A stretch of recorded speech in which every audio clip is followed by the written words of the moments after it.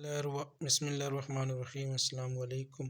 اللہم صلی علی سیدنا و مولانا محمد مبارک وسلم وصلی علیہ۔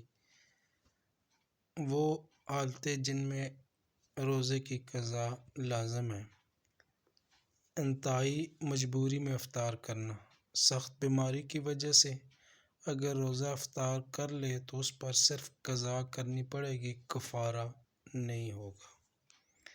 قصداً روزہ توڑ دیا پھر بیمار ہو گیا، اگر کسی نے قصداً روزہ توڑ دیا پھر بیمار ہو گیا یا عورت کو حیض آ گیا تو قضا لازم ہوگی، کفارہ ساقط ہو جائے گا۔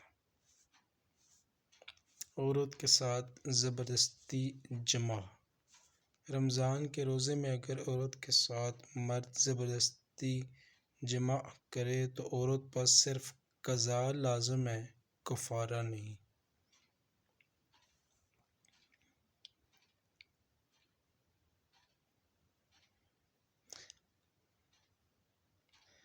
پیٹ کی صفائی کے لیے پیچھے کے راستے سے جو دوا چڑھائی جاتی ہے، جس کو اینما کہا جاتا ہے، اس سے روزہ ٹوٹ جاتا ہے۔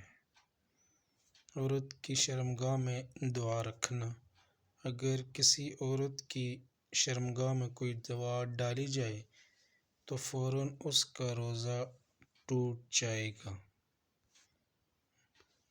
ڈاکٹرانی کا عورت کی شرمگاہ میں ہاتھ ڈالنا: اگر کسی مرض کی تشخیص یا مدت واضح حمل کا اندازہ لگانے کے لیے لیڈی ڈاکٹر کسی عورت کی شرمگاہ میں ہاتھ ڈالے تو اس کی دو صورتیں ہیں: اگر وہ خشک ہاتھ ڈالے جس پر پانی یا دوا کا کچھ اثر نہ ہو تو روزہ نہیں ٹوٹے گا، اور اگر تر ہاتھ ڈالے یا دوا وغیرہ لگا کر ہاتھ ڈالے تو روزہ ٹوٹ جائے گا۔